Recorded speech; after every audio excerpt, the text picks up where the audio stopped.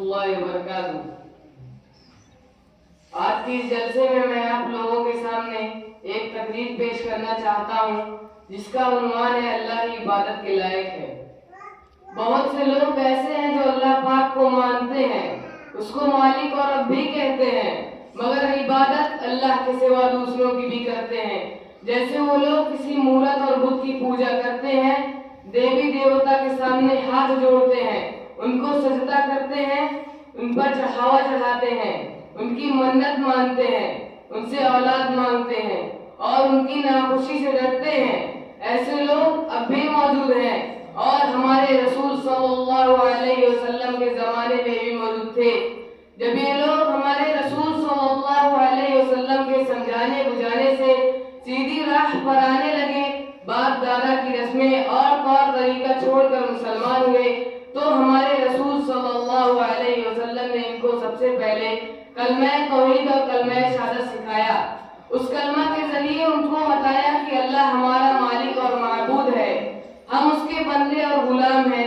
جب وہ ہمارا مالک ہے، خالق ہے، تو عبادت کے لائق بھی وہی ہے، اس کے سوا کوئی دوسرا ایسا نہیں کہ اس کی عبادت اور بندگی کی جائے۔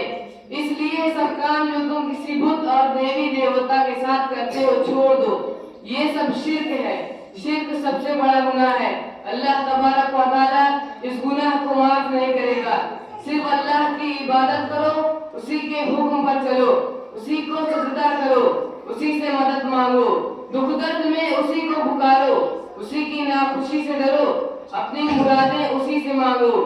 وہ دور اور نزدیک سب کی سنتا ہے، اس سے مانگنے کے لیے کسی شخص کے وسیلہ اور واسطہ کی ضرورت نہیں۔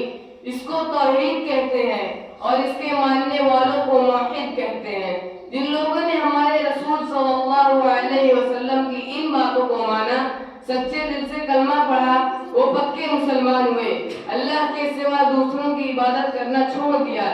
جن کاموں سے آپ نے منع فرمایا سب سے باز آ گئے، مگر کیسا اندھیر ہے کہ اب بہت سے مسلمان کلمہ توحید اور کلمہ شہادت کا اقرار کرتے ہیں، وہ اپنے بزرگوں، ولیوں اور شہیدوں کی عبادت کرتے ہیں، ان کی قبروں پر سجدہ کرتے ہیں، ان سے اپنی مرادیں مانگتے ہیں، ان پر چڑھاوا چڑھاتے ہیں، مصیبت اور تکلیف میں انہی کو پکارتے ہیں، ان کی قبروں کا طواف کرتے ہیں اور برکت کے لیے ان کی تصویریں اپنے گھروں میں رکھتے ہیں۔